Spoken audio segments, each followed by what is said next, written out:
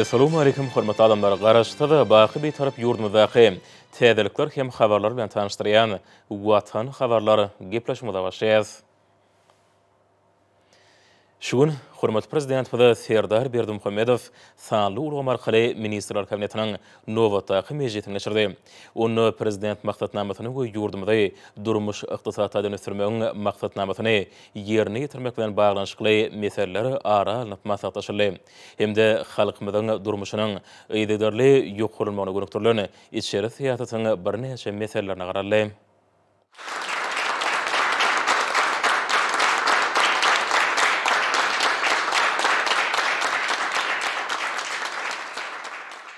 Salam hormatly ministrler kabinetiniň agzalary.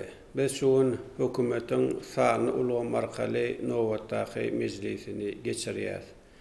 Mejlisde prezident maksatnamasynyň hemde ykdysady we durmuş maksatnamalarynyň ýerine ýetirilişini ara alyp maslahatlaşar. Hormatly prezidentime de mejlisiň gün tertibine geçip, ilki bilen Milli Geňeşiň mejlisiniň başlygy Mehmedowa söz berdi. Mehmedowa ýurdumyzyň kanunçylygyny kämilleşdirmek boýunça alınıp bolýan işleriň netijeleri barada maglumat berdi. Ýaşlar barada döwlet siýasaty hakkynda Türkmenistanyň kanunynyň erejelerini görünüşi, şeýlekem şu mesele bilen baglanyşykly salgytlar hakkynda Türkmenistanyň bitiw kanunyna goşmaça girdimek hakkynda, harby borçluk we harby gulluk hakkynda Türkmenistanyň kanunyna goşmaça girdimek hakkynda kanun tasamalaryny taýýarlamak boýunça işler alınıp barly. Mejlisiň deputatlary, halk maslahatynyň agzalary, fiýaty partiýalar, jemgyýetçilik birleşikleri bilen birlikde fiýaty jemgyýetçilik we wagt işlerini alyp bardylar.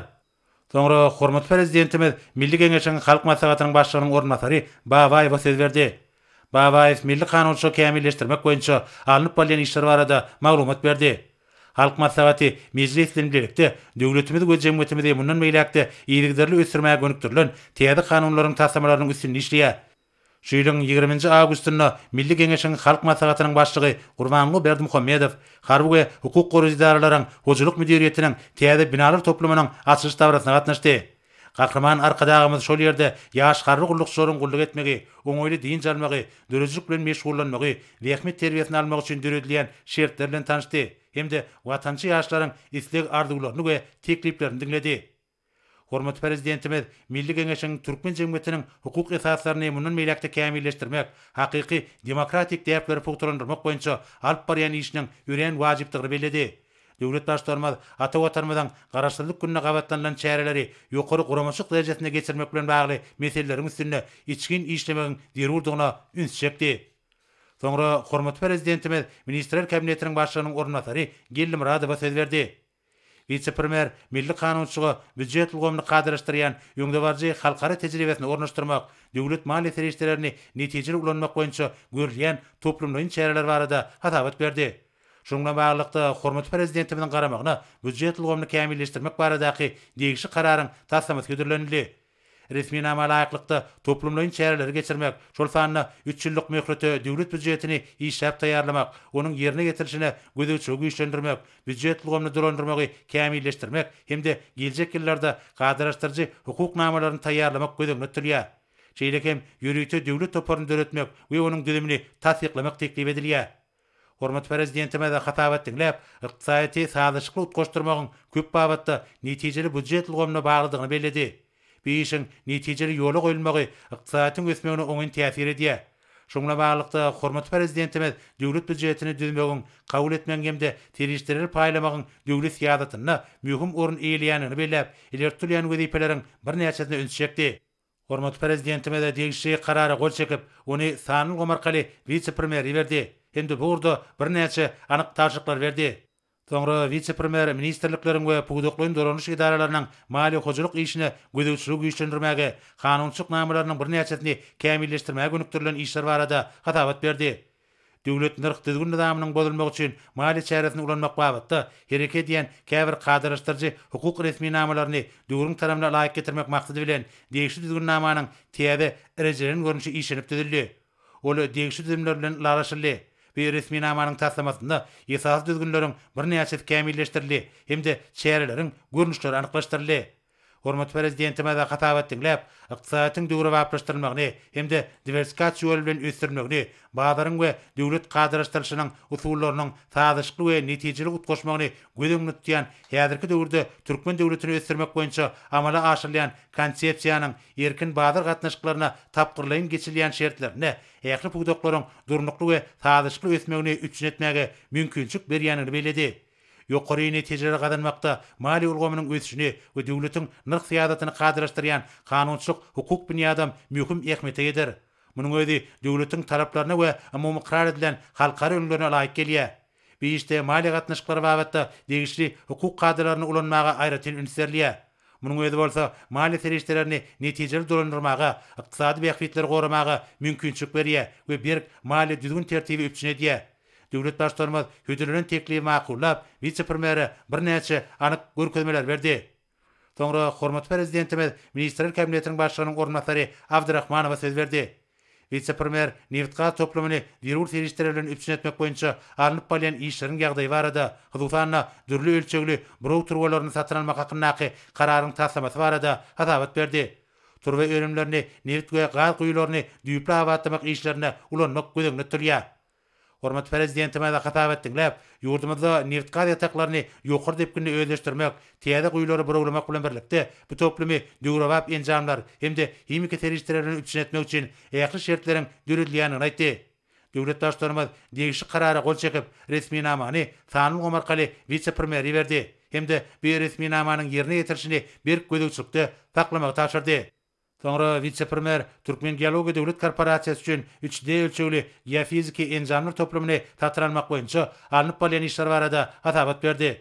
Uýlawadyrot serişlerine baý meýdançylar ýüze çykarmak babatda seismik barlyklaryň netijelerini ýokalandyrmak maksady bilen geofiziki işleriň netijeleri boýunça alynan maglumatlary işläp geçmek üçin täze 3 ölçegli geofiziki enjamlar tatyralmak gözeňde tutilýär. Şoňa baglykda degişli şertnamany baglaşmak meýleşdirilýär. Döwlet başlarymyz da hatabat dinläp, ýalňyz energetika toplamynyň netijeli işlemegini üçin etmegiň, onuň düzümini döwre baplaşdyrmak hemde önümçi kuwatlyklaryny artdyrmak, neft-gaz ýataklarynyň ulanylýan guýularynyň önüm berjiligini ýokalandyrmaga ýardam edýän alman gazananlaryny we innowasiýon tehnologiýalary ornaşdyrmak bilen günden-güne baglydygyny belläp, vice-premiere puwdagy iýdigderli diversifikasiýa bilen ösdürmek babatda anyk görkezmeler berdi. Meclisiň başynda hormat prezidentimiz özüne analan wezipany oňurmanlyk üçin Mehmedowy Türkmenneft döwlet konserniň başlygynyň ornmasary wezipesinden boşatdy. Soňra hormat prezidentimiz Ministrler Kabinetiniň başlygynyň ornmasary Ýazmyradowa söz berdi. Vice-premier mögzümden owagçylyk hemde suw üçinçiligini gowlandyrmak boýunça geçirilýän şäherler barada hatabat berdi. Şu aýda Lewap we Mary vilayatlaryna bolan iş saparlaryň dowamyna ýerlerde bugdaý ekişine hemde gowy meýdanlaryna iýdik etmek işleri bilen birlikde paýta ýygmyna görülýän taýýarlyk işleri bilen tanşylandygy bellenildi. Şeýleken bu ýurda işleriň depkinlerini ýokalandyrmak üçin zerur wezipeler kepitlenildi. Suw üçinçiligini hasa gowlandyrmak maksady bilen amala aşyrylýan işler barada hem hatabat berildi. Häzirki wagtda ýurdumyzyň ýakly vilayatlarynyň ekin meýdanlaryna agrotem kadra laýyklykda bugdaý ekiljek meýdanlarda türüm we tekizleş işleri, taýtlygyny tutmak hemde ekiş üçin zerur bolan bugdaý tohumlaryny taýýarlamak işleri utgoşly dowam edýär. Vice-premier hormat prezidentimiz de ussat daýhanlaryň, tejribeli hünärmenleriň, alymlaryň we mehanizatorlaryň gatnaşmagyna, tejribe maslahatlaryny geçirmegiň hemde ýyl içinde hormatlanýan ýaşyllaryň gatnaşmagyna, bugdaý ekişine başlamagyň senesini belläp, oňa ak bata bermek baradaky haýyş bilen ýüzlendi. Hormat prezidentimiz de hatabat dinläp, şeýle diýdi. Hormatly adamlar, owa hozurlygyna ören möhüm we jogapkärli möhüm bolan bugdaý ekişi ýetip geldi. Bu möhüm çäreni guramaçylykly geçirmek üçin ýurdumyzda 2 sentýabrda bugdaý ekişine girişmäge ak bata berýän.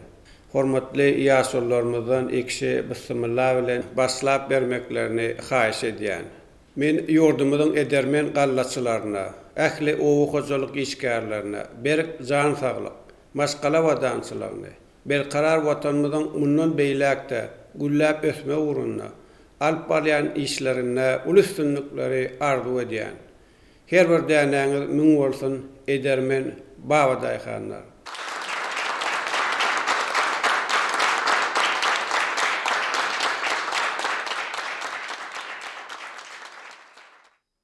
Soňra hormatly prezidentimiz Ministrler Kabinetiniň başlygynyň ornbasary Pürçekova söz berdi. Vice-premier Tenagat we Gurulşyk Önümçigi Ministrliginiň sement zawodlarynyň hemde Türkmen Himi Döwlet Konserniň zawodlarynyň önümçi kuwatlyklaryny artdyrmak boýunça geçirilen işler barada hatabat berdi. Geňerimli gurulşyk deskalaryny, dürli pudoklary hemde ilaty ýokary ýyly gurulşyk serişdeler we öýrümler bilen ýeterlik möçberde üpçületmek boýunça Türkmenistanyň Tenagat we Gurulşyk Önümçigi Ministrliginiň öňüne goýulan wezipeler laýyklykda garamagyň idaralarlaryň büýükdürsiz işlemek üçin ähli zerur çäler görülýär. Zawodlaryň öýrümçi kuwatlyklaryny talap laýyk derejede saklamak maksady bilen sement zawodlaryny degişi döwre baplaşdyryş işlerini geçirmek boýunça halkary bäsleşikler geçirilip, bu gurda degişi işler alınıp barlýar. Şununla baglykda vice-premier döwlet başçylarynda şertnamalary baglaşmak hemde degişi teklipler taýýarlamak baradaky birlikdäki işleriň alınıp barlyanyny barada hatabat berdi. Hormatly prezidentime de hatabat dinläp, içerki sarp edijileri ýokary ýyly gurulşyk serişdeleri şol sanyna ýurdumyzda öndürilen sement önümi bilen dolu üpçünetmegiň zerurdygyna ýene däwregedek ünsçekdi. Döwlet başçylaryna da pudugyň kärhanalarynyň önümçi kuwatlyklaryny ýygydarly artdyrmagyň hemde bu gurda alınıp barýan işleri dolu seljermegiň wajypdygyny ünsçekip degişi görkezmeler berdi. Soňra vice-premier Türkmen Himi Döwlet Konserniň kärhanalarynyň önümçi kuwatlyklaryny artdyrmak boýunça geçirilen işler barada hatabat berdi.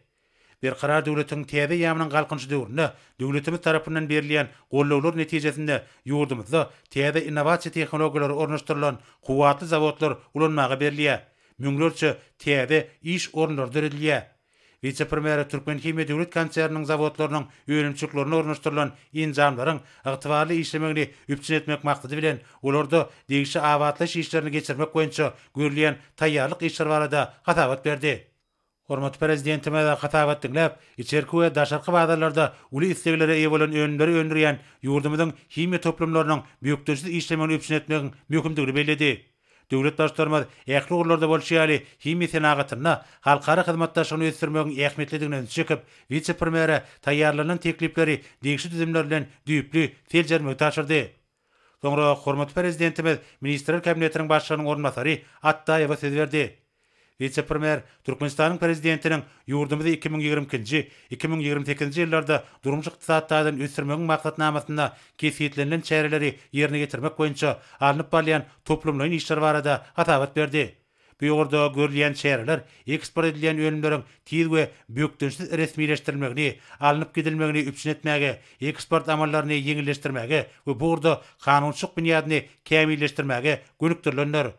Tenagatçylar we telekatçylar birleşmesiniň agdalary bolup durýan telekatçylar soňky ýyllarda dürli-gürli öýrümçik kärhanalaryny, owagyjyk öýrümçiklerini döredip, bäsleşik goýuply harytlary öndürmegi ýola goýdular. Bu öýrümler içerki we daşarky bazarlarda uly istek bildirilip alınýar. Munyň özü bolsa ýurdumyzyň eksportynyň artmagyna ýardym edýär. Ýadyr kuwatda ýurdumyzyň önüm öndürjilerini höwetlendirmek, olaryň beýikliklerini hemde öndürýän harytlarynyň bäsleşik goýuplygyny goramak, içerki bazarda haryt dolanşygyny düzgünleşdirmek boýunça işler Türkmenistanyň daşa ýurtlardan getirilýän we eksport edilýän dürli harytlar üçin gümrük başlaryny tölemek babatda hereket edýän düzgünle laýyklykda amala aşylýar. Ol Türkmenistanyň prezidentiniň ýürüýti karar bilen tasdiklandy. Hormatly prezidentime de hatabat dinläp, telekatçylygy hemme tarapdan gollaw bermegiň, hududy kärhanalaryň ýurdumyzyň ykdysadyny eýleýän orny berkitmegiň, bazar gurallaryny giňden ornaşdyrmagyň, döwletimiziň amala aşyrýan durmuşyk ykdysady ýadatynyň ilertirýän ogurlarynyň biri bolup durýanyny bellädi. Döwlet başçylarymyz işewli gollamagyň çäklerini, oňaýly hukuk mümkinçiliklerini üpçünetmäge, hudutlygymyň netijeli işlemek üçin beýleki zerur şertleriň döredilmegine gönükdirilen çäreleriň toplamyny durmuşa geçirmegiň zerurdygyny aýdyp, vice-premiere garalýan meseleni içgin öwrenmek babatda anyk taşyklar berdi. Soňra vice-premier Dokument Senaty Ministrliginiň kärhanalarynyň işini kämilleşdirmek boýunça görülýän çäreler barada hatabat berdi. Şoňa baglykda hormatly prezidentimiň garamagyna fabrikler dolandyrmak ulgamny döwrüň taraplarına laýyk getirmäge, olaryň maddi enjamynyň büniýadyny döwre baplaşdyrmaga gönükdirilen degişi çäreleri durmuşa geçirmek baradaky teklip edilendi. Hormatly prezidentime de hatabat dinläp, ýazyrky döwürde ýurdumyzyň dokma pudugynyň innowasiýon ykdysadyň okgunly ösüşiniň aýdyň misaly bolup durýanyny aýtdy. Diňe soňky bir näçe ýylyň dowamynda pudugyň düzümine ýerli çiň mallan bäsleşik goýuply önümleri öndürýän täze kärhanalar goşuldy.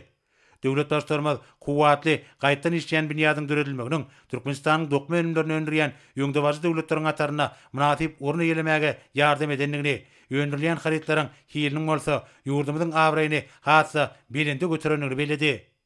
Hormat prezidentimiz bir ulgamy mundan meýlekde ösürmek boýunça gaýry goýulmazlyk wezipeleriň bir näçesini öňe çekip, vice-premieri hereket edýän Kärhanlyň işini kämilleşdirmek baradaky meseleni düýüpli öwrenmek we degişli teklipleri taýýarlamak babatda bir näçe taşyklar berdi. Soňra hormat prezidentimiz Ministrler Kabinetiniň başlygynyň ornatary Mehmedowa söz berdi. Vice-premier sentyabr aýyna geçiljek çäreleri hemde olara gabatlanıp medeni durmuş maksatly desgalaryň açyş tawarlaryna görülýän taýýarlyk işler barada hatabat berdi. Türkmenistanyň garaşdyrlygynyň 31 ýyllygy hemde 2020-nji ýylyň halkyň arkadagy zamany silip yglan edilmegi münasibetli çäreleriň bayramçyk maksatnamasyna maslahatlary, dürüjlük beýaslaşyklerini, media forumlary, wagyn nesihat çärelerini we beýleki aýdym sal dawarlary geçirmek gözüňde tutulýar. Yol hareketiniň howpsuzlygy ömrümizin rahatlygy atly bir aýlyk çäreler toplamyny geçirmege meýleşdirilýär. Döwlet Medeniýet Merkeziniň mukamlar köçkünini çaltana bagşy beýaslaşygynyň jemleýiş tapgyry bolar. Şeýlegen bir ýerde Türkmenistanyň prezidentiniň Türkmeniň altyn atyratly bayragyny almak ugrundaky beýaslaşygyň ýeňijilerini tiýleglemek dabarasy we sunugy saatlarynyň konsertini geçirmek gözüňde tutulýar. Sentyabr aýynyň 3-nji 10 günlüginde Sewda Senaty darasynda Türkmenistanyň garaşdyrlygynyň 31 ýylyna başlanýan ykdysady gadamlanlaryň sergisi guralar. Bayramçyk günlerinde Döwlet Medeniýet Merkeziniň mukamlar köçkünde ýurdumyzyň belli medeniýet we sunugy saatlarynyň konserti bolar.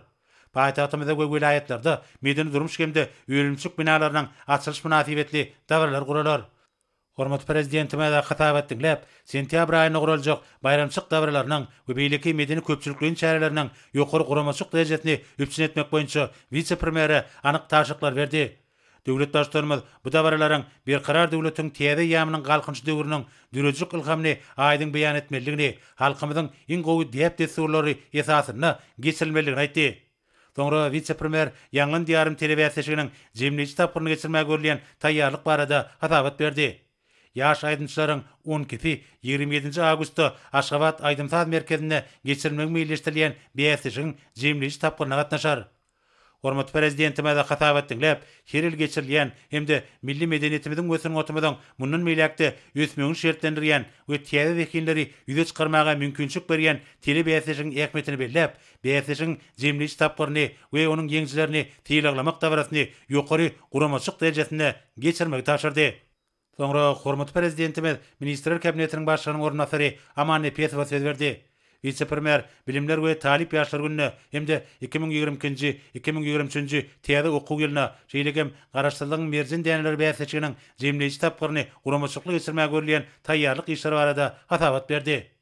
Bir karar döwletiň täze ýamynyň galkynçy döwrüne hormat prezidentimiziň paratatly başdanlygyny ýurdumyzda bilim ilgamny düýpli döwre baplaşdyrmak, milli bilimi halkary ünlüleriniň derejesine ýetirmek üçin amatly şertler düredilýär. Bilimler gününe hemde täze okuw ýylyna taýýarlygyň çäklaryny, ähli bilim terbiýeçilik idaralaryna bezeriş awatlaş işler geçirildi. Olaryň ählisi derur okuw hemde görkezme hesaplar bilen üpsün edildi. Okuwçylar we talip ýaşlary ýurdumyzda öndürilen okuw hesaplary, okuwçy libaslary, sport eşikleri we beýleki zerur zatlar bilen elýeterli bakadan üpsün etmek maksadyna Aşgabatda, wilayatlarda we etraplarda şeýlegem owa ýerlerine Sewda nokatlar guruldy. 25 Ağustosda Aşgabat şäherine halkyň arkadagy zamana çygarylan bilim işgärleriniň maslahaty geçirildi. Onu bir ulgamyň ýöňünde goýulan wezipeler bilim ulgamny döwre baplaşdyrmak, okutmagyň hemde ýaş nesle terbiýe bermegiň derejesini ýokalandyrmak, hemde okuw maksatnamalaryny we okuw kitaplaryny, okutmagyň usuliýetini kämilleşdirmegiň we bilim işgärleriniň hüner derejesini ýokalandyrmagyň meseleleri aralanyp maslahat taşyldy. 1 sentyabrda belirlenýän bilimler we talip ýaşlar güni münasibetli diýip boýunça dürli çäreler şol sana garaşdyrlyk binasyna hemde Akyl vilayatynyň Göktepe trawynyň Azgant owasyndaky 27-nji orta mekdepdäki Berdimuhammed Annaýewiň ýadygarlygyna gül goýmak dawarlar geçirilýär. Orta, ýürüýte orta hemde ýokary okuw mekdeplerine dawaral nizamlar guralar. Ýurdumyzyň ähli bilim idaralaryna halkyň arkadagy zamana saady bilen ilkinji okuw sapaklary geçirilýär. Ýurdumyzyň 1-nji sinip okuwçylaryna gahryman arkadagymyzyň hemde hormatly prezidentimiziň adyndan gymmatly sowgatlary, kompýuterler gowşurmak dawarasy gözüňde tutulýar. Aşgabat hemde ýurdumyzyň ähli vilayetlerine täze okuw terbiýeçilik idaralarynyň açylmagy bayramçyk dawratyny gas artdyrar. Hormat prezidenti we hatabat dinläp, ähli meýilleşdirilen dawralaryň ýokary guramaçyk derejesine geçirilmeginiň mümkindigini bellädi. Hemde bu çäreleriň ýaş nesilleri gowy okumaga ruhlandyrjakdygyny, olarda bilimleri öýleşdirmäge we göz ýetimlerini giňeltmäge höwesini güýçlendirjakdygyny aýtdy. Bir karar vatanmadan täze tarihi ýamda geten sepkitlerine başlanılan ilkinji okuw sapagy ýaşlaryň ata watanynda sevgisini has artdyryp, olaryň kalplaryna watançylyk duýgularyny ösdürmäge ýardam eder. Soňra vice-premier wekilli çağalaryň garaşsyzlygyň merjen däýerleri bäsejiginiň jemleýici tapgyryny guramaçylyk geçirmek üçin görülýän taýýarlyk işler barada hatabat berip, onuň jemleýici tapgyryna aýdymçy çağalaryň 18-sini hemde tans aýdymsaz we halk dürüjlük toparlarynyň 13-siniň gatnaşmagy hukuk gazananyny habar berdi. Döwlet başlarmada hatabat dinläp, wekilli çağalar ýüze çykarmak boýunça işleri geljekde de dowam etmegiň mümkindigini bellemek bilen vice-premier 3 sentýabrda geçiriljek jemleýici konserti taýýarlygyň barşyna talaby laýyk gözükçügi üpçün etmegi taşyrdy. Soňra hormat prezidentimiz ministrler kabinetiniň başlygynyň ornatary, daşary işler ministri Meredowa söz berdi. Vice-premier Türkmenistanyň prezidentiniň şöýlüň sentyabr-dekabr aýlary aralygynda meýilleşdirilen daşary ýurtlara boljak saparlaryna taýýarlyk meseleleri barada hatabat berdi. Bellençi ýaly dünýäniň döwletleri bilen dostluk gatnaşyklary we köp taraply hyzmatdaşlygy putrandyrmak hemde giňeltmek garaşsyz bitarap watanmadan daşar syýasatynyň esasy gurlarynyň biri bolup durýar. Şunda ýokary derejeli duşuklary we gepleşiklere möhüm ähmiýet berilýär. Şunun bilen birlikde ýurdumyz awraýly sevtary hemde halkara guramalary we düzümleri bilen netijeli gatnaşyklary ýygyda lösürýär. Şeýlelikde Türkmenistanyň prezidentiniň bir näçe sammitlere gatnaşmagy meýilleşdirildi. Ýazyrky döwürde daşary işler ministrligi dürli ýurtlaryň orduş düzümleri bilen birlikde degişli toplumlaryň işleri amala aşyrýar. Şunda guramaçylyk we beýlik meseleleriň çözgüdüne, taparlaryň maksatnamalarynyň, şeýlegem olaryň çäklerine gol çekilmek meýilleşdirilen resmi namalaryň işlenip taýýarlanmagyna möhüm ähmiýet berilýär. Hormat prezidentime de hatabat dinläp, watanymyzyň oňun beýtaraplyk, paragaçyk tüýjülük we hoşniýetli goňçylyk hemde ýödary beýiklikde hyzmatdaşyk görelgelerine taýdanýan dürejlikli daşar syýasatyna agrarlydygyny belledi. Döwlet başlarymyň aýtýaly, Türkmenistan mundan meýlekde ähli gyzyklanma bildirýän hyzmatdaşlar bilen netijeli ýödary beýiklikde gatnaşyklary ösdürer. Netijeli töwda ykdysady we medeni insan-perwer hyzmatdaşlykary iki taraplyň we köp taraplyň esasy giňeldir.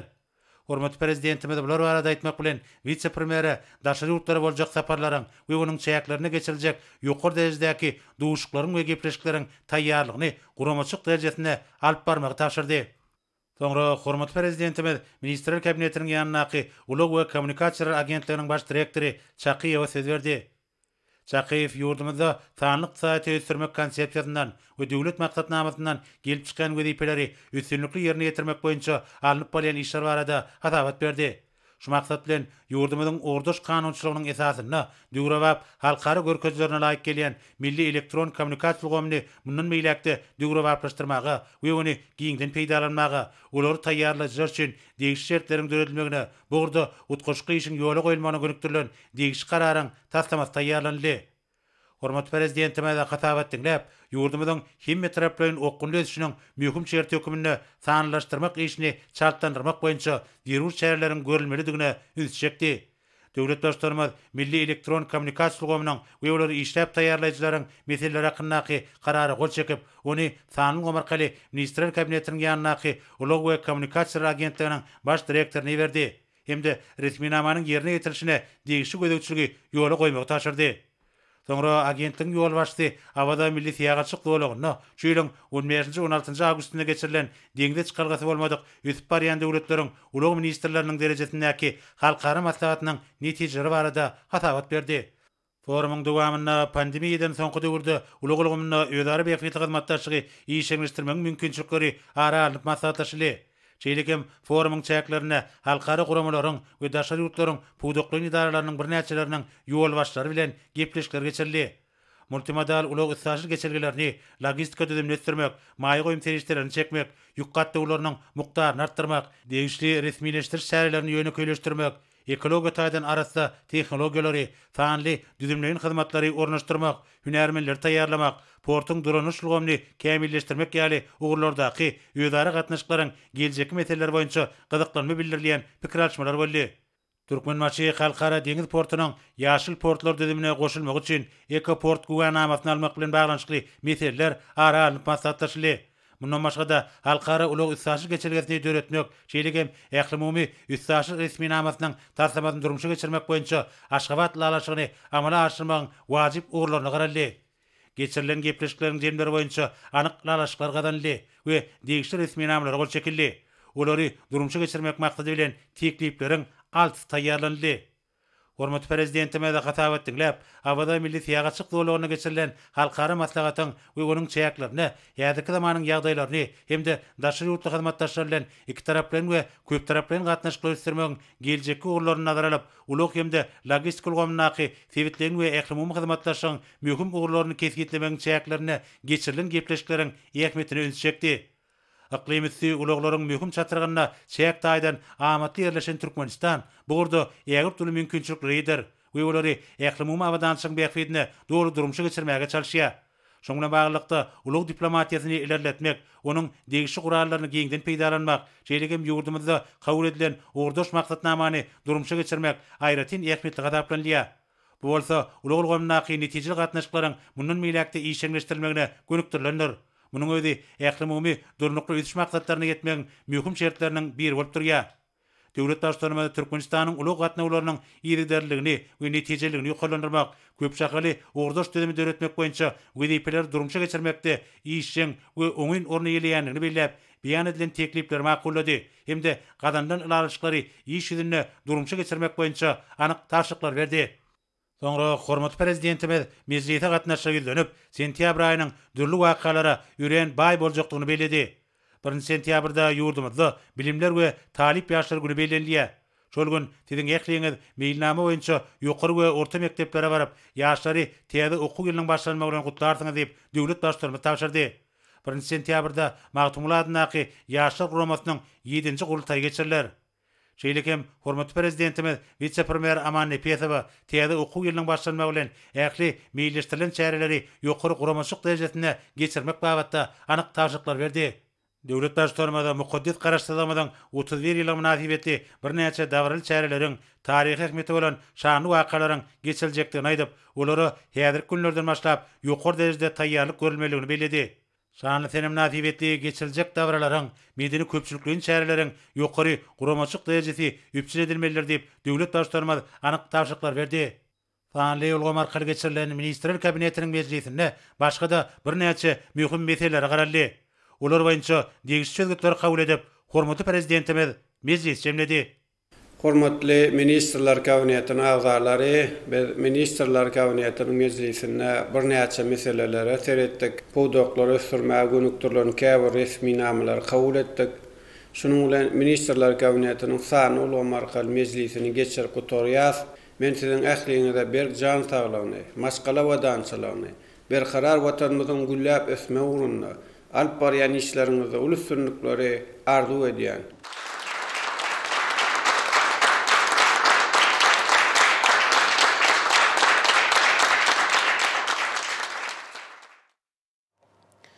Şuň hormat prezident Serdar Berdimuhammedow Daşary işler ministrlikläriniň arasynda geçirilen Türkmen özbek geňeşmelerine gatnaşmak üçin paýtagtymyza gelen Özbegistan Respublikasynyň prezidentiniň ýanynaky Howpsuzlyk geňeşiniň sekretarynyň ornbasary, Özbegistan Respublikasynyň prezidentiniň daşary siýasat meseleleri boýunça ýürüýte wekili Abdulaziz Kamilow we Özbegistan Respublikasynyň daşary işler ministriniň wezipetini ýerine ýetirji norma kabul etdi.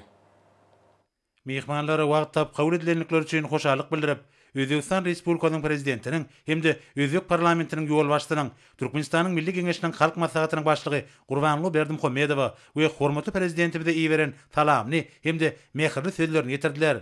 Şeýlegem olar Özbegistan Respublikasynyň Türkmenistan bilen köp taraply hyzmatdaşlygy mundan meýlekde işeňleşdirmäge ygyrarlydygyny tasdikladylar.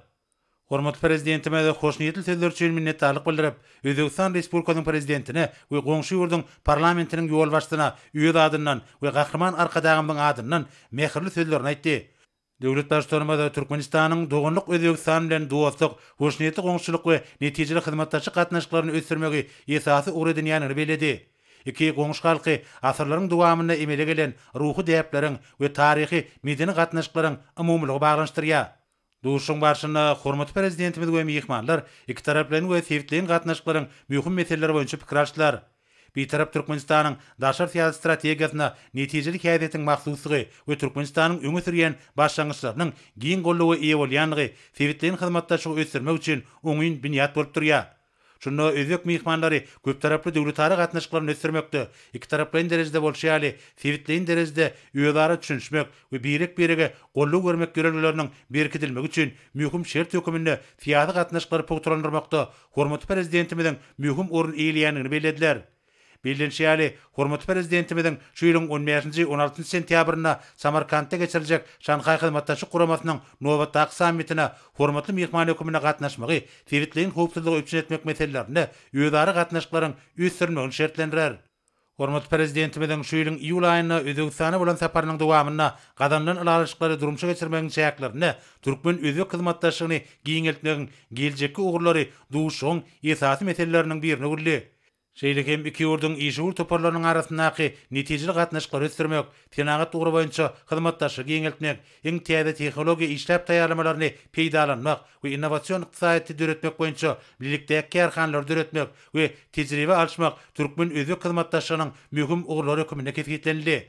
Bilinçýäli, şu we beýleki meseleleriň oňun çözülmegine, türkmen özbek puýdagary geňeşmeleriniň ýygyderli geçirilmegine mühim orun degşidir. Netijeli we uzak mektepden gatnaşyklary işleňleşdirmek üçin ägir türlü mümkinçilikleriň bardygyny kanatdan bilen belläp, töhfetdeşler onuň netijeli durumça geçirilmeginiň üpsün edilmegine taýýardyklaryny belediler. Duşun ahyrynda döwletary gatnaşyklarynyň ýokary dereje eýdigini belläp, döwlet başçylary we mehmanlar birek-birege hormat goýmak, deň hukukly we iki taraplaryň beýlekleriň nazara alynıp, ýola goýulýan türkmen özbek gatnaşyklarynyň mundan meýlekde sazyşly ösdürjekdigine anan bildirdiler. Duşukdan soň Özbekistan Respublikasynyň prezidentiniň ýanynaky Howpsuzlyk Geňeşiniň sekretarynyň orunmasary, Özbekistan Respublikasynyň prezidentiniň daşar siýasat meseleleri boýunça ýürüýte wekili Abdulaziz Kamilow habarçylamada şeýle gurulma berdi. Özbekistan Respublikasynyň daşary işler ministriniň wezipesini ýerine getirjek Nurowyň ýol başlygynaky Özbekistanyň wekiliýeti Türkmenistana saparda bolýar. Onuň çäklerini Türkmenistanyň hormatly prezidenti bilen duşmagy we iki taraplaryň hyzmatdaşlygyň mühim ugurlary boýunça pikir alşmagy özümiz üçin uly hormat saýýar. Türkmenistanyň prezidentiniň Özbekistana bolan taryhy saparynyň diňe bir gadanlan alaşyklaryň jemleri boýunça resmi namalar toplamyna gol çekmek nukdaýy nazaryndan däl. Eýsem bu saparyň Türkmenistanyň we Özbekistanyň mühim hyzmatdaşlygy mundan meýlekde pogtralandyrmagy bolan gyzyklanmalaryny tasdiklamak babatda taryhy ähmiýetiniň bolanlygyny bellemek gerek. Şeýlegen biz hormatly prezident bilen duşumyzda hyzmatdaşlygyň täze gurallaryny bu gurdaky ýygyjam gatnaşyklar üçin pugta binýat döretmek hakynda bilelikde iş alyp barmak boýunça bar bolan meseleleri ara alyp maslahatlaşdyk. Iki dogonluk halkyň arasyndaky hyzmatdaşlygyň iki taraplaryň abadançylygyň bähwedine mundan meýlekde ösdürjekdigine, hormatly arkadagyň ýol başlygyna başy başlanan halkara hyzmatdaşlyk gatnaşyklarynyň hormatly prezident tarapyndan üstünlükli dowam etjekdigine pugta anan ýaz. Sağ olun. Indi World Türkmenistan prezidentiniň gol çeken resmi namalar bilen tanışdyk. Özbekistan Respublikasynyň daşary işler ministriniň wezipesini ýerine ýetirjek Vladimir Imamovich Norwy Türkmenistanyň galkynyş ordeni bilen syýlamak hakynda Türkmenistanyň prezidentiniň fermany. Türkmenistan bilen Özbekistan Respublikasynyň arasynda ykdysady, ilmi, tehnik we medeni hyzmatdaşlygy ösdürmekde bitiren uly hyzmatlar üçin şeýle iki ýurdun arasynda dost, dogonlyk we hoşniyetli goňşulyk gatnaşyklaryny berkitmäge, köp ýyllar dowamynda özara bähwetli hyzmatdaşlygy giňeltmäge goşan uly şahsy goşandyny nazara alyp, Özbekistan Respublikasynyň daşary işler ministriniň wezipesini ýerine ýetirjek Vladimir Imamovich Norwy Türkmenistanyň galkynyş ordeni bilen syýraglamaly. Özbegistan Respublikasynyň prezidentiniň ýanyna Howpsuzlyk Geňeşiniň sekretarinyň orunbasary, Özbegistan Respublikasynyň prezidentiniň daşary siýasat meseleleri boýunça ýürüýte wekili Abdulaziz Hafizowich Kamilowy Türkmenistanyň galkynyş ordeni bilen sylaglama hakynda Türkmenistan meni Özbegistan Respublikasynyň arasynda ykdysady, ilmi, tehnik we medeni hyzmatdaşlygy ösürmekde bitiren uly hyzmatlar üçin şeýle hemme iki ýurduň arasynda dost soňluk we hoşniýetli goňşuçylyk gatnaşyklaryny berkitmäge, köp ýyllaryň dowamyny özara bähwetli hyzmatdaşlygy giňeltmäge goşan uly şahsy goşandyny nazar alyp, Özbegistan Respublikasynyň prezidentiniň ýanyna Howpsuzlyk Geňeşiniň sekretarinyň orunbasary, Özbegistan Respublikasynyň prezidentiniň daşary siýasat meseleleri boýunça ýürüýte wekili Abdulaziz Hafizowich Kamilowy Türkmenistanyň galkynyş ordeni bilen sylaglamaly. Türkmenistanyň prezidenti Serdar Berdimuhammedow. Türkmenistanyň prezidentiniň karary bilen Türkmenistanyň Awstriýa Respublikasyndaky Wiener şäheri adatdan daşary we dowlat ýaly elçisi Hemra Sapargylyjewich Amanadarow şolar wagtda Birleşen Milletler Guramasynyň Wienerdaky ştab kwartirasynda Türkmenistanyň hemýeşelik wekili Birleşen Milletler Guramasynyň senagat ötüşi boýunça Guramasynyň ýanyna Türkmenistanyň hemýeşelik wekili Ýewropada howpsuzlyk we hyzmatdaşlyk Guramasynyň ýanyna Türkmenistanyň wekiliýetiniň başçysyny ýadro synaglaryny hemme taraplaryny gadagyn etmek baradaky şertname guramasynyň Wiener şäheri Awstriýa Respublikasy taýýarlaýyş toparynyň ýanyna wekili Atom energiýasy boýunça halkara agentliginiň ýanyna Türkmenistanyň hemýeşelik wekili wezipelerini bellenildi. Türkmenistanyň prezidentiniň karary bilen Mehmedow Toýgelli Bayrammuradowich özüni ananaryň wezipäni oňarmanlyk üçin Türkmenli döwlet konserniň başlygynyň orunbasary wezipesinden boşadyldy. Berkarar döwletiň täze ýamynyň galkynç döwrüne ýurdumyzda neft gaz pudugynyň öňüne goýan wezipeleri üstünlikli durmuşa geçirmek maksady bilen Türkmenistanyň prezidenti karary gol çekdi. Resmi nämalarykda Türkmen döwlet konsernine 2309 tonna dürli ölçegli burau turbalaryny satyn almak barada Hytaý Halyk Respublikasynyň Kinik Iz Limited kompaniýasy bilen şertnamany öz serişleriniň hasabyna baglaşmaga ygtyýar berildi. Ýurdumyzda durmuş ykdysady taýdany mundan belägem ösürmek, umumy döwlet puduklaryny we sevitlerini ösüş maksatnamalaryny üstünlikli durmuşa geçirmek, Türkmenistanyň budjet kodeksini ýerine ýetirmek, budjet işini öňde barjy halkara tejribesini ornaşdyrmak we budjeti düzmegiň döwrebap usulyny geçmek maksady bilen Türkmenistanyň prezidenti karary gol çekdi. Resmi nämalarykda Türkmenistanyň budjet işini kemilleşdirmek boýunça döwlet topary dürdürli. Hemde toparyň düzümi we Türkmenistanyň 2020-2028 ýyllary aralygynda budjet ulgamyny özgertmeleri geçirmek boýunça çärelen mailnamasy tasdiklanyldy. Maliýe we Ykdysadyýet ministrligi, beýleki degişli ministrlikler we puduklaryny dolandyryş edaralary hemde vilayetler we Aşgabat şäheriniň häkimlikleri mailnamada belenen çärelen öz wagtynda ýerine ýetirilmegini üpçün etmäge borçlydyrlar. Aragatlaş hakyndaky kimde maglumat we ony goramak hakyndaky Türkmenistanyň kanunlaryna laýyklykda ýurdumyzda döwrebap halkara standartlaryna laýyk gelýän milli elektronik kommunikasiýa ulgamlarynyň mundan belägem sanyny köpeltmek, ulanylşyny giňeltmek we Türkmenistanyň işlenip taýýarlanyny tasdiklamak, şeýle milli elektronik kommunikasiýa ulgamlarynyň olary işläp taýýarlaýjylan kimde olary eýelik etmek hukugy bolandyň döwlet ularny ýöretmek maksady bilen Türkmenistanyň prezidenti karary gol çekdi. Resmi nämalarykda milli elektronik kommunikasiýa ulgamlarynyň döwlet sany hakyndaky düzgünnäme milli elektronik kommunikasiýa ulgamlaryny işläp taýýarlaýjylan döwlet sany hakyndaky düzgünnäme tasdiklanyldy.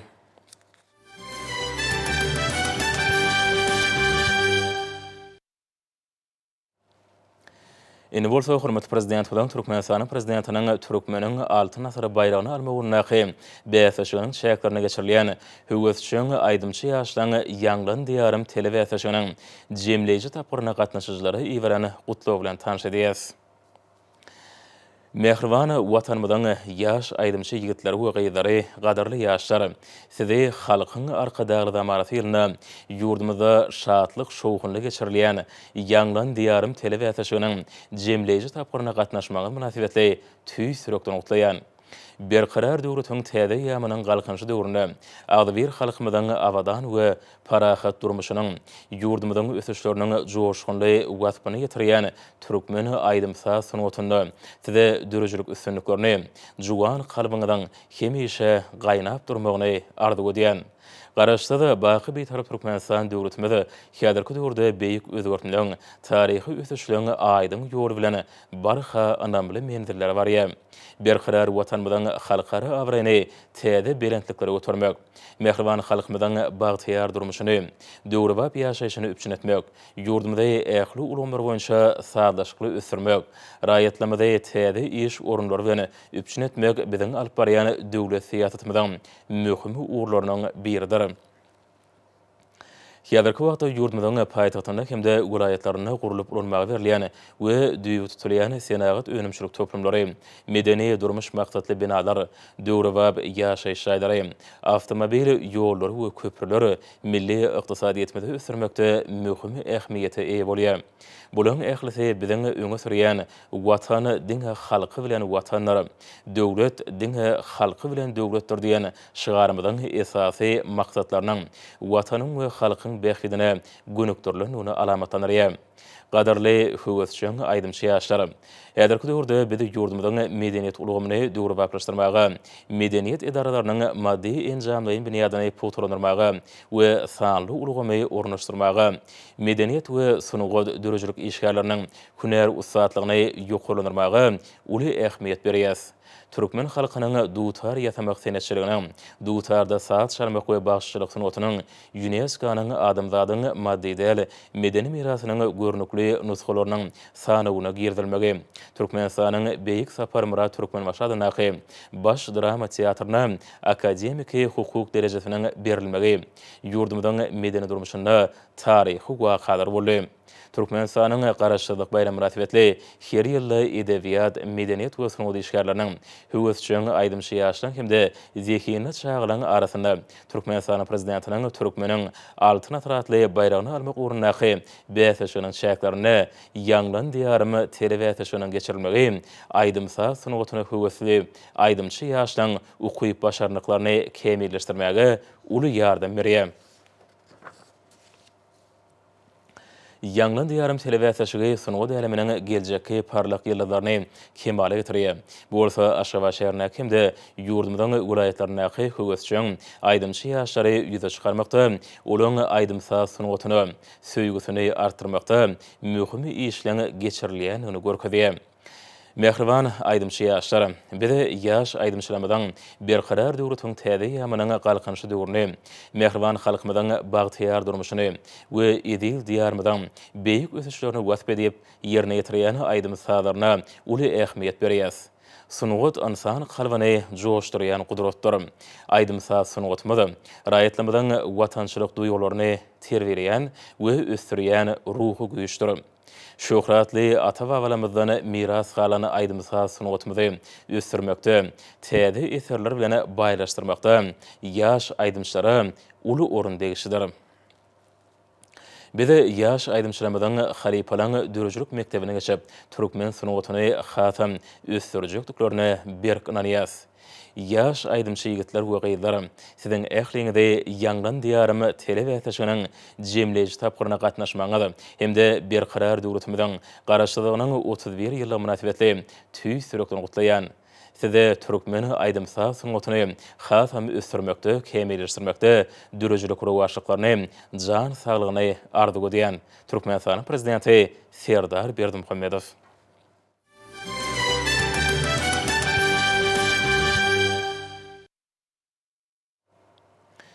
Häzirde hormat prezidentiň adyny bilen hatlan tanşadýas, onu şeýle diýilýär.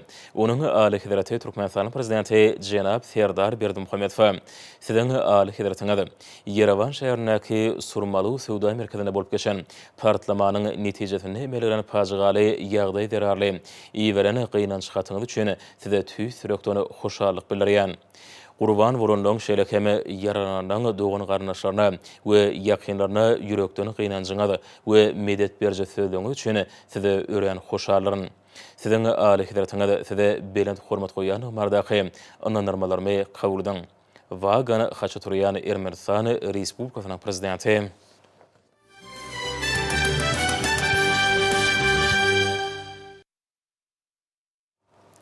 Şun Daşary işler ministrligine Türkmenistana bilen Özbegistan Respublikasynyň wekiliýeti bilen Türkmenistanyň hemde Özbegistanyň Daşary işleri ministrlikläriniň arasynda geňeşmeler geçirildi.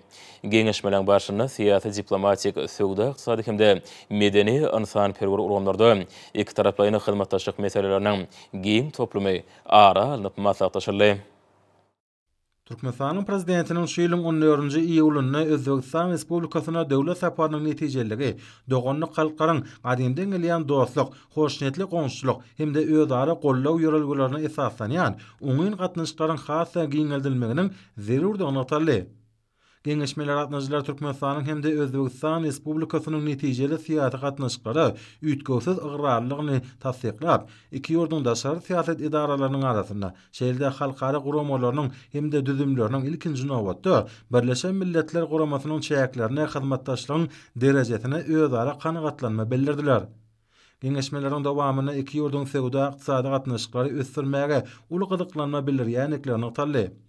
Nemit gas hemde himiýa ulgamlary, dokma senagaty, senagatyň gaýtadan işleýän pudoklary, suw we owy hojalygy, sport, syýahatçylyk beýleki ulgamlar hyzmatdaşlygyň iller tutulýan ugurlar hökmünde kesitlendi. Şeýle demeden insanperwer gatnaşyklary giňeltmegiň mümkinçilikleri aral maslahatlaşyldy.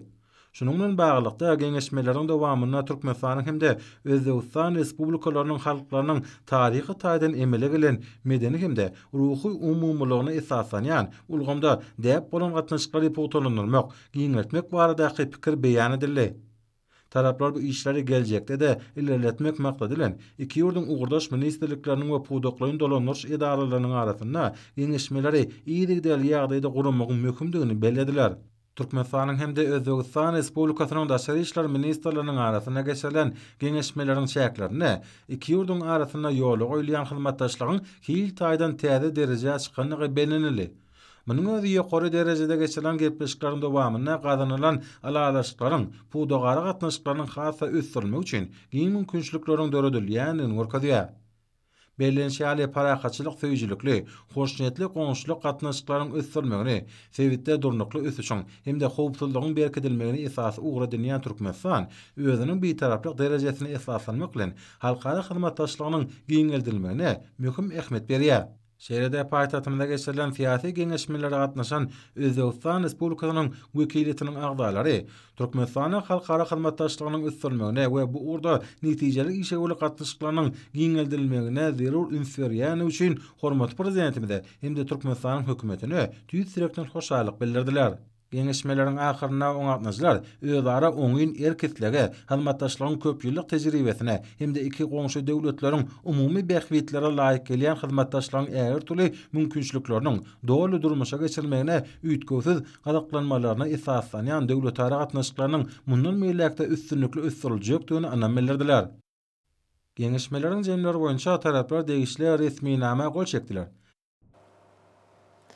Hormatly adamlar, bolsa ýurdumyň vilayatlaryna we paýtagtyna Aşgabatda 26 awgustda saat 20-den 27 awgustda saat 20-de boljak howa bardy. Türkmenistanyň howa maglumat gullugynyň berýän habar bilen tanışyryň.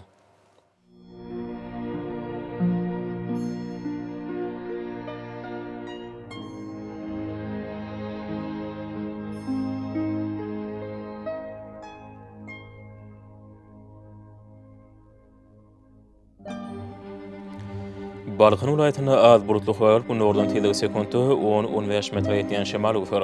Howa ýejetine 22-27 gradus maýl, gündüzine 32-37 gradus asy. Kenar ýaky etraplaryna 29-34 gradus maýl bolar. Ahir vilayatyna açyk howa urup demirady kunnordan telegi sekundda 8-13 metre ýetýän şemal uýsar. Howa iýjatyny 16-21 gradus gündüzüne 31-36 gradus maýl bolar.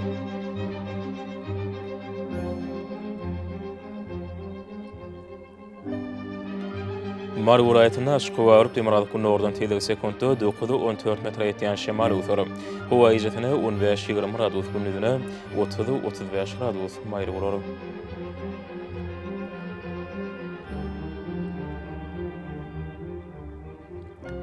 Liverpool vilayatyna açyk howa urup demirady kunnordan telegi sekundda 8-13 metre ýetýän şemal uýsar. Howa iýjatyny 15-20 gradus gündüzüne 31-36 gradus maýl bolar.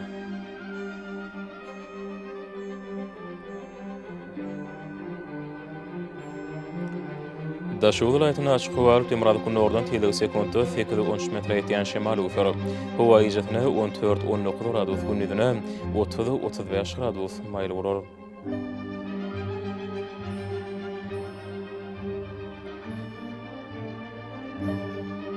Paýtagyň Aşgabatda açyk howa urup demirady kunnordan telegi sekundda 8-10 metre ýetýän şemal uýsar. Howa iýjatyny 18-20 gradus gündüzüne 32-34 gradus maýl bolar.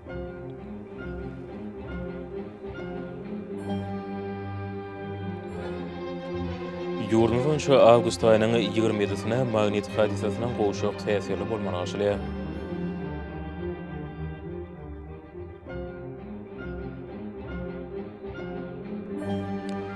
Edil watandaşlara Thomas Passanyň howanyň derejesiniň ýokarlanyňyny nazar alyp, pasalyň aýratynlyklaryna laýyklykda geyinmegi, günüň ýetiş şöhretsinden goranmagy, şeýle hem ýurdumyzda hereket edýän şahsy we jemgyýetçilik arasaçylyk tertip düzümlerini berjay etmegi maslahat berýär.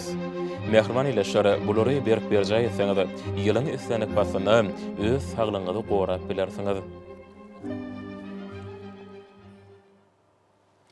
Mehriman adamlar şonuň bilen watan habar repaşymyzy jemleýäs. Berkarar döwletiň täze ýamanyň galkynyşy döwründe ata watanymyza Türkmenistan ähli wagtlarda ösşireýär. Ähli ötüşleň özünde bolsa halkyň bäxtidi bar. Çünki biziň ýurdumyzda döwlet adam şeýnür. Hoş sag bolan edilýär.